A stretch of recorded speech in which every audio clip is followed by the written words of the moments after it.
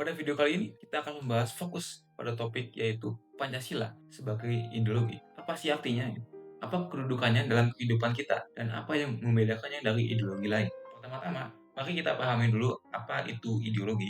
Ideologi itu adalah kumpulan gagasan, keyakinan, dan cita-cita yang berhubungan dengan berbagai aspek kehidupan, politik, sosial, budaya, bahkan agama.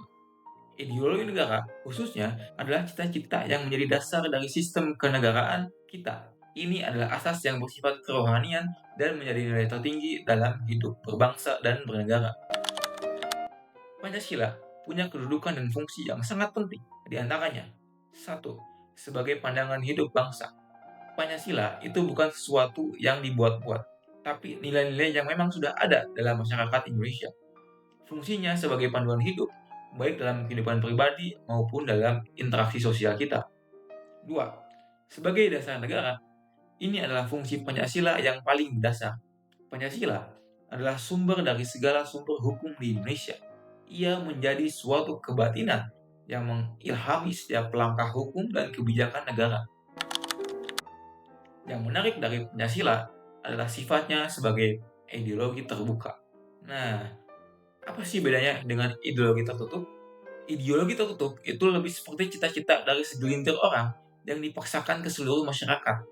Biasanya, ideologi seperti ini menuntut pengorbanan dari rakyat bersifat totaliter dan rakyat harus taat sepenuhnya.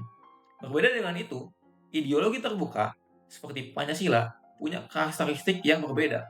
Nilai dan cita-citanya berasal dari kekayaan budaya masyarakat itu sendiri. Ia lahir dari proses musyawarah dan mufakat.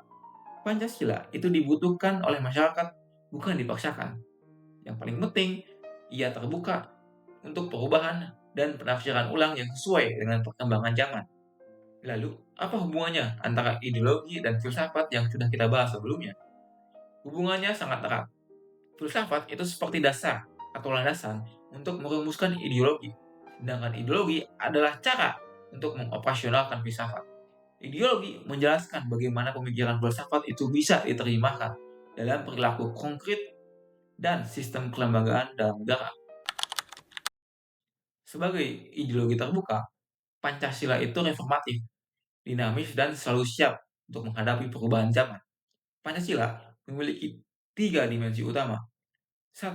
Dimensi idealistis, yaitu ciri-ciri dasarnya yang ingin dicapai.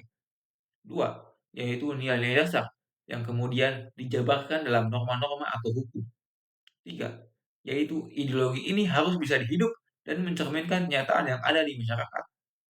Jadi, Pancasila sebagai ideologi modern itu punya keseimbangan antara idealisme, realisme, dan fleksibilitas. Itu juga yang membedakannya dengan ideologi-ideologi besar lainnya seperti liberalisme atau sosialisme komunis, begitu juga dengan fasisme.